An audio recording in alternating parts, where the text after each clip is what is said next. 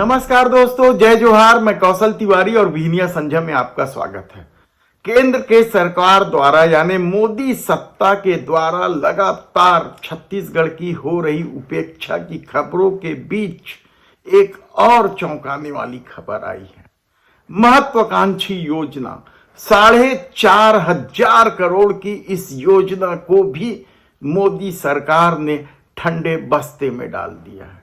हालांकि यह योजना नितिन गडकरी के विभाग की है, सड़क निर्माण से संबंधित है, लेकिन अचानक ही जिस तरीके से दैनिक प्रगति रिपोर्ट ही बंद करने की बात कर दी गई है, पत्र लिख दिया गया है बकायदा, उसके बाद इस महत्वाकांक्षी योजना जो छत्तीसगढ़ के लोगों के लिए महत्वपूर्ण होता, खासकर यहां से बड़ी संख्या में लोग हैदराबाद जाते हैं इलाज के लिए, और इस योजना के बंद होने से किस तरह का नुकसान होगा इसकी भी कोई कल्पना नहीं कर सकता। 4,500 की यह योजना भारतमाला प्रोजेक्ट के तहत रायपुर राजनांदगांव होते हुए यह सड़क हैदराबाद तक जाना था।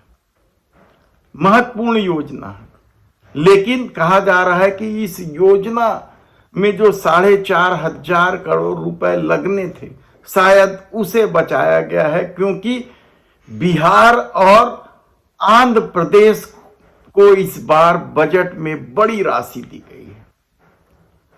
हरियाणा, महाराष्ट्र और झारखंड में चुनाव होने हैं, उसे लेकर भी बजट में लंबे चौड़े प्रावधान किए गए हैं, लेकिन छत्तीसगढ़ को क्या मिल रहा है, यह सबसे बड़ा सवाल है।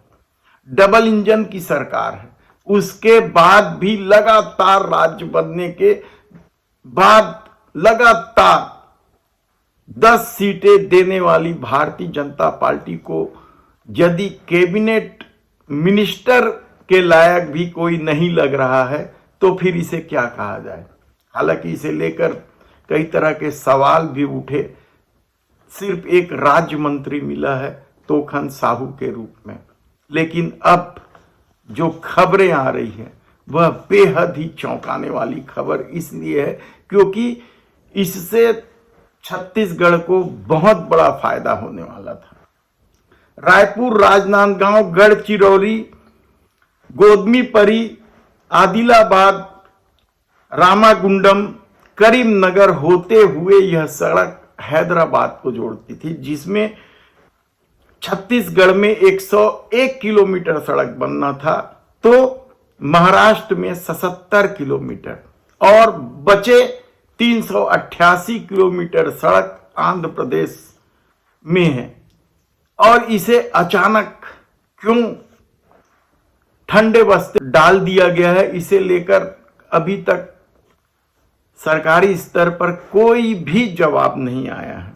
कहा जाता है कि इस सड़क मार्ग में वन भी पड़ते हैं, मोहला, मानपुर और गढ़चिरौली का क्षेत्र आता है, जहां अधिग्रहण का काम भी शुरू हो गया था। हालांकि दिक्कत थी अधिग्रहण में, क्योंकि वन भूमि को अधिग्रहण करने का जो एनजीटी का जो मापदंड है उसकी वजह से कुछ दिक्कतें थी, लेकिन लगातार दैनिक प्रगति रिपोर्ट बनाए जा रहे थे और कल ही अचानक दैनिक प्रगति रिपोर्ट बनाने का काम रोक देने का पत्र भी जारी कर दिया गया।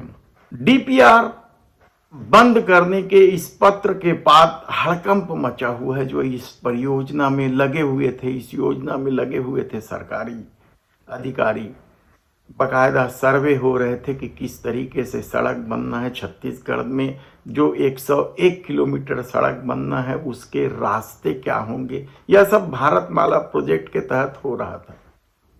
तब सवाल यही है कि आखिर छत्तीसगढ़ की उपेक्षा कब तक होते रहेगी। और अब जब इस परियोजना को 4,500 करोड़ के इस परियोजना को ठंडे बस्ते में डाल दिया गया है, तो ये इसकी शुरुआत अब कब होगी।